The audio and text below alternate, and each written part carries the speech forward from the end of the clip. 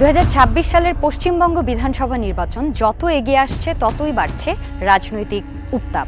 রাস্তার সভা সমাবেশ, ধর্মীয় মিছিল থেকে শুরু করে টিভি স্টুডিও সব জায়গাতেই এখন একটাই প্রশ্ন, পশ্চিমবঙ্গে কি ক্ষমতা ধরে রাখতে পারবে তৃণমূল নাকি ঘুরে দাঁড়াবে বিজেপি? এই প্রশ্নের উত্তর খুঁজতেই বিভিন্ন সংস্থা ও মিডিয়া হাউস এরই মধ্যে অপিনিয়ন পোল প্রকাশ করতে শুরু করেছে।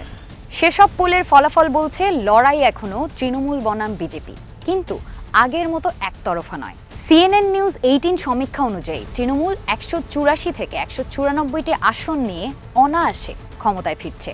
বিজেপি পেতে পারে 98 থেকে 108টি আসন। অন্যদিকে ম্যাট্রিস IANS এর সমীক্ষা বলছে লড়াই আরও কঠিন। তাদের মতে তৃণমূল পেতে পারে 155 থেকে 170টি আসন, আর বিজেপি 100 থেকে 115টি। তৃণমূল প্রায় 42 থেকে 45% ভোট ধরে রাখলেও বিজেপি 41 থেকে 43% ভোট নিয়ে যেন তাদের ঘাড়ের ওপর নিঃশ্বাস ফেলছে।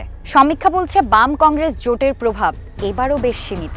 লড়াই মূলত দ্বিমুখী। বিজেপি যেখানে বটম আপ কৌশলে সংগঠন মজবুত করছে, তৃণমূল সেখানে প্রার্থী তালিকায় বড় রদবদল ঘটিয়ে সামলানোর চেষ্টা করছে। বিশেষ করে উত্তরবঙ্গ ও জঙ্গল মহলে লড়াই হবে ইঞ্চিতে ইঞ্চিতে। তবে 2021 সালেও অধিকাংশ এক্সিট পোল বিজেপিকে এগিয়ে রেখেছিল, কিন্তু ফল বেরোতেই দেখা যায় তৃণমূল 213টি আসন পেয়ে নিরঙ্কুশ জয় পেয়েছে। 2026-এর এই পশ্চিমবঙ্গ বিধানসভা নির্বাচন এখন ওপেন কন্টেস্ট। মমতা বন্দ্যোপাধ্যায় নাকি মোদি, কে জিতবে সেটি জানা যাবে 4 মেতে।